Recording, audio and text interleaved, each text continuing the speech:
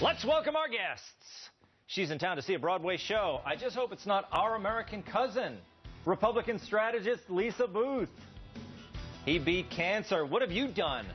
Spokesman to 4 U.S. ambassadors to the UN, Rick Grinnell. She's one of the funniest Brooks since Foster and one of the hottest Farrahs since Fawcett, comedian Farrah Brooke. And he's been hard up for money ever since Jack stole his golden goose. Sitting right next to me is giant comedian Ben Kissel. Okay, Captain Obvious, fire up them engines.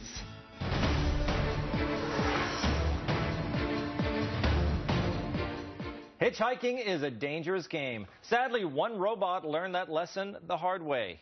The child of Canadian researchers, Hitchbot was born without the ability to move. But Hitch wasn't about to let that disability stop him from pursuing his dream of hitchhiking across the globe. The kindness of strangers allowed Hitch to visit Canada, Germany, and the Netherlands. But his globe-trotting came to an abrupt halt in Philadelphia when Hitch was brutally attacked by a thug. I'd like to warn our viewers, these are graphic images.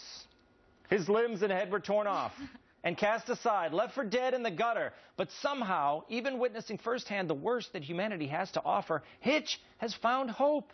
His tweets: "My trip must come to an end for now, but my love for humans will never fade. Thanks, friends." Oh, that's beautiful, isn't it? Isn't it, Ben? A robot with feelings? Could it be? I don't think it's possible. Yeah. I am so happy that this robot got murdered in Philadelphia. I love it. It's the city of brotherly love, not the city of robot love. And for everyone who lost their job at CVS, Walgreens, Dwayne Reed, to automated self-checkouts, score one for the good guys. We got a victory on our hands. That's right. Yes. Automation, it's killing the whole, the steel belt and everything like that, isn't it? Exactly. So we finally got a little bit of, I guess, not blood on our hands, but robot parts, which is kind of cool. Farrah, welcome back to the show. Thank you. Are you concerned? I mean, what does it say about people? That's the question. Look, it just shows nobody's safe in America. We have a violence problem in this country. The most surprising part of this story is that the robot wasn't shot. It's true. He was torn limb from limb. Do robot lives matter?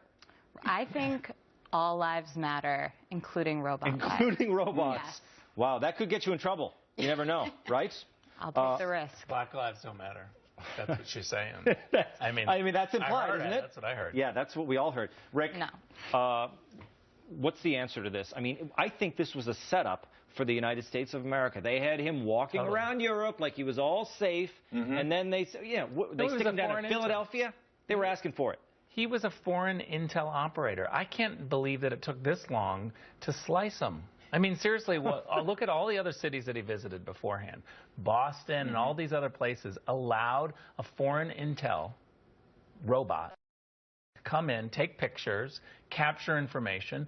We're America. We should have had this guy immediately slaughtered from the moment he stepped on. It's a foreign intelligence officer. It was. You know, it was taking pictures every 20 seconds or something. Yes. Right. Actually, Lisa, why can't they catch the perpetrators if the thing was photographing every 20 seconds? Well, I think first and foremost, we should have a moment of silence for Hitchbot. I mean, this is huge. I mean, it's an incredibly sad day in America.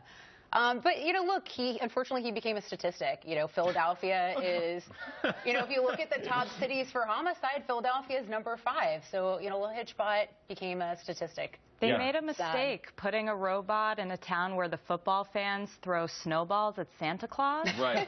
I mean, so messed up. You're taking a risk. And they're not those soft snowballs either. They're vicious. Oh, no, they? they went after Yeah, I that think they're Santa. just Got like nails in them or something. Little batteries, as a matter of fact.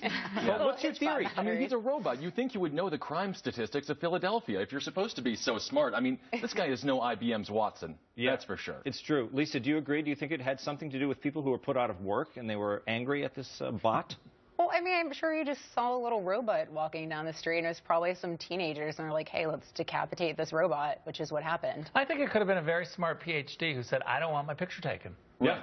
True. Could be I don't want something some surveillance type. Who knows if it's a drone about ready to take off? That's true. We live in a world where people are suspicious of cameras and things that are walking around and pretending to take pictures.